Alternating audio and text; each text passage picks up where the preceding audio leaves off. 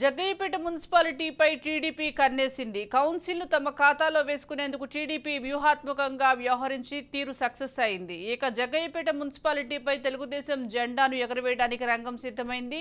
మున్సిపాలిటీలో పాగా వేసేందుకు కూటమి పార్టీలు చేస్తున్న ప్రయత్నాలు అద్భుతంగా సాగుతున్నాయి. వైసీపీకి పట్టు ఉన్న ఈ కౌన్సిల్లో తెలుగుదేశం పట్టు నిలుపుకునేందుకు పావులు కదుపుతోంది. జగ్గయ్యపేట మున్సిపాలిటీ కైవసం చేసుకున్నందుకు తెలుగుదేశం రంగం సిద్ధం చేసుకుంది. సర్వత్రా ఎన్నికలకు ముందే పలువురు కౌన్సిలర్లు తెలుగుదేశంతో మద్దతు పలికారు. జగ్గయ్యపేట నియోజకవర్గంలో అభివృద్ధి జరగాలన్న ఆలోచనతో తమ టీడీపీకి మద్దతు పలుకుతున్నామని కౌన్సిలర్లు చెబుతున్నారు.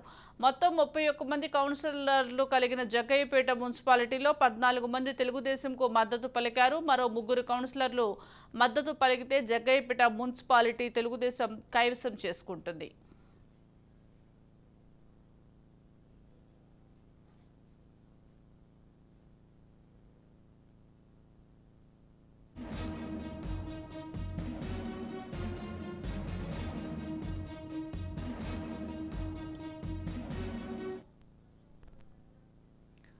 దీనికి సంబంధించి మరింత సమాచారం మా ప్రతినిధి యశ్వంత్ అందిస్తారు. యశ్వంత్, చెప్పండి, జగ్గయ్యపేట మున్సిపాలిటీ టీడీపీ వశమయ్యే అవకాశాలు ఉన్నట్లుగా తెలుస్తోంది. అప్డేట్స్ ఏంటి?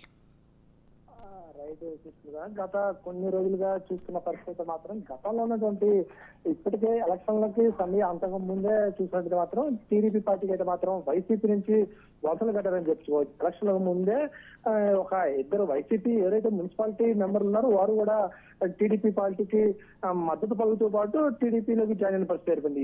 ఇప్పుడు ప్రస్తుతం అయితే ఆంధ్రప్రదేశ్ లో కూటమి ప్రభుత్వం ఏర్పడిన అనంతరం కూడా జగ్గయ్యపేట మున్సిపాలిటీలో ఏదైతే వైసీపీ అధికారం చలాయిస్తుందో దాన్ని కూడా చైర్మన్ పీఠాన్ని కూడా టీడీపీ దక్కించుకునేందుకు, అదేవిధంగా జగ్గయ్యపేట పట్టణంలో కూడా అభివృద్ధి చేయాలంటే ప్రస్తుతం అయితే మాత్రం అధికారంలో టీడీపీ ప్రభుత్వం ఉంది. దీంతో పాటుగా అభివృద్ధి జరగాలంటే టీడీపీ ఉండాలని చెప్పేసి కూడా వైసీపీలో ఉన్నటువంటి కార్పొరేటర్లు కూడా టీడీపీలో జాయిన్ అయ్యేందుకు అయితే మాత్రం సిద్ధంగా ఉన్నారని చెప్పుకోవచ్చు. అది ఇట్లా చూసినట్లయితే మాత్రం ఇప్పటికే స్థానిక ఎమ్మెల్యే ఎవరైతే మున్సిపల్ శ్రీరామ్ రాజగోపాల్ తాతయ్య ఉన్నారో అతను కూడా జగ్గయ్యపేట పట్టణంలో యాక్టివ్ గా పాల్గొనడంతో పాటు అక్కడ ఉన్నటువంటి ప్రతి సమస్యలతో కూడా స్పందిస్తూ ఉన్నారు. కావాల్సిన నిధులతో పాటు ఎప్పటికప్పుడు మౌలిక వసతులు ఏర్పాటు చేసేందుకు తగిన ఏర్పాట్లు చేస్తున్నారు. ఈ తరంలోనే గత 2 నెలల క్రితం అయితే మాత్రం జగ్గయ్యపేట పట్టణంలో అయితే మాత్రం డయేరియా కేసులు విపరీతంగా పెరిగాయి. దానికి సంబంధించినటువంటి జగ్గయ్యపేట పట్టణంలో ఉన్నటువంటి హాస్పిటల్లో ఏ ఫెసిలిటీస్ సంబంధించి కావచ్చు, జగ్గయ్యపేటలో ఉన్నటువంటి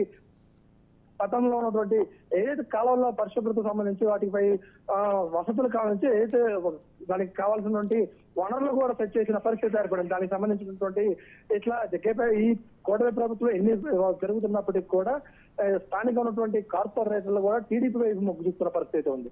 కొంతమంది ఇప్పటికే టీడీపీ ఏదైతే ఎమ్మెల్యేగా కొనసాగుతున్న శ్రీరామ్ రాజగోపాల్ తాతయ్య ఇప్పటికే 4 ఏదైతే వైసీపీ కార్పొరేటర్లు ఉన్నారో వాళ్ళు కూడా టీడీపీలో చేరేందుకైతే రంగం సిద్ధమయ్యారని చెప్పుకోవచ్చు. ఇప్పటికే తాతయ్యతో పాటు 4 అయితే మాత్రం సున్నితంగా వ్యవహరిస్తున్నారు. 4 అయితే మాత్రం చర్చలు కూడా జరిపిన పరిస్థితి ఏర్పడింది.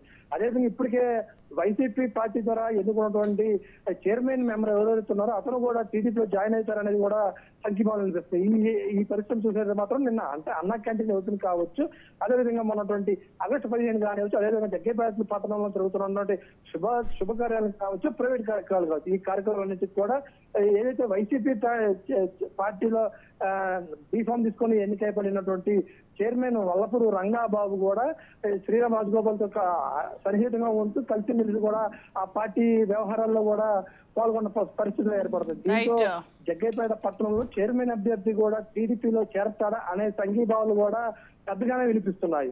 ఈ ఎందువల్ల నాకు చెప్పుకోవచ్చు అయితే మాత్రం అనుకుంటే ఇక తాతయ్యతో పాటు సన్నిహితంగా మెలగటం, అదేవిధంగా కూడా టీడీపీ పార్టీ కార్యక్రమాలు ఎక్కువగా పాల్గొనడం, ఎక్కువ ఇన్వాల్వ్ అవడంతో దాంట్లో చెప్తారనేది కూడా వినిపిస్తుంది. అయితే దీంట్లో కూడా ఇప్పటికే శ్రీరామ్ రాజగోపాల్ తాతయ్యతో కూడా అంతర్గతంగా ఈ చర్చలు అయితే సాగాయని చెప్పుకోవచ్చు. దీంట్లో కూడా చైర్మన్ అభ్యర్థి ఎవరైతే వల్లభర రంగబాబు ఉన్నాడో అతనైతే మాత్రం కొన్ని కండిషన్లు పెట్టినట్లుగా అయితే మనకు సమాచారం అందుతుంది. Right, thank you Yashwant.